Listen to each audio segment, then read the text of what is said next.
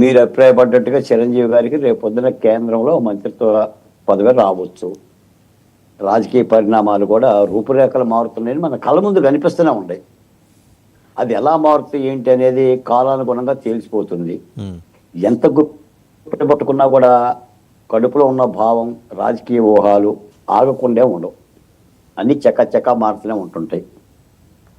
మాకు తెలిసేందంటే మీరు తర్వాత మాట్లాడదామన్నా కూడా సంతోషకరమైన వార్త ఏంటంటే కనీసం ఆ విశాఖ ఉక్కు ఆంధ్రుల హక్కును కూడా కేంద్ర ప్రభుత్వం కాస్త ఆదుకోవటం.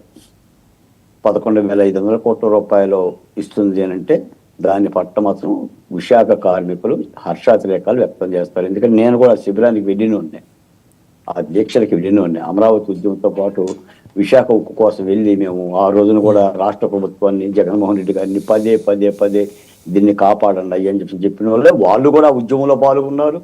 ఇప్పుడు సిపిఐ ఉంది, సిపిఎం ఉంది, తెలుగుదేశం ఉంది, వైసీపీ ఉంది, కాంగ్రెస్ పార్టీ ఉంది, అన్ని రాజకీయ పార్టీలు ఉన్నాయి, భారతీయ జనతా పార్టీ ఉంది. కానీ అదొక డోలాయమానంగా ఉన్నదాన్ని కాస్త మరి ముఖ్యమంత్రి చంద్రబాబు నాయుడు గారు పదే మోడీ గారిని విజ్ఞప్తి చేయటం మూలానో విన్నవించడం మూలానో దానికి ఒక పరిష్కారం దిశగా వస్తుందని అనుకుంటున్నాం. ఈ రోజు రేపో అధికారిక ప్రకటన ఇంకా రాలేదు, వస్తుందని భావిస్తున్నాం. ఎందుకంటే ఈ రోజు కూడా దశరథరామరెడ్డి గారు అని చెప్పిన ఒక జైహింద్ పార్టీ ఆయన రేపు 20వ తారీఖున ఈ విశాఖ ఉక్కు మీద అక్కడ దీక్ష పెట్టాడు.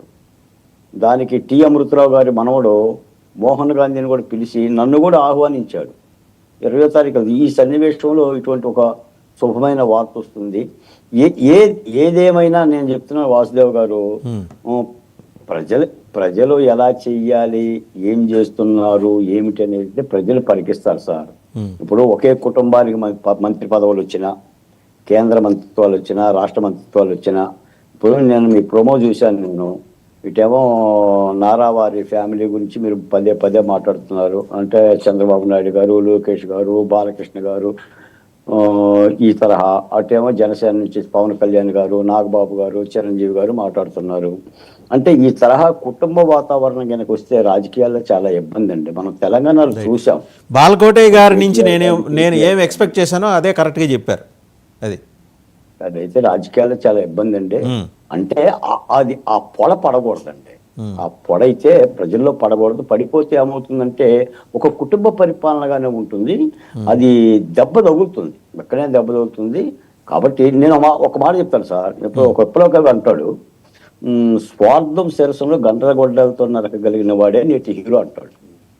స్వార్థం శిరస్సును గండ్రగొడ్డలతో నరకగలిగిన వాడే నేటి హీరో అంటాడు ఒక విప్లవ కవి శివసాగర్ గారు. నేను అంటున్నాను, ఆంధ్రప్రదేశ్లో సామాజిక న్యాయ ఆయుధాన్ని చేపట్టగలిగిన వాడే నేటి రాజకీయ హీరో.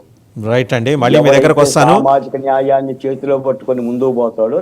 బాలకోటయ్య గారు మళ్ళీ మీ దగ్గరకు వస్తాను. ఒకసారి రవికిరణ్ గారి దగ్గరికి వెళ్దాం. రవికిరణ్ గారు 11,500 crores స్పెషల్ అసిస్టెన్స్, దీనికోసం ఆర్థిక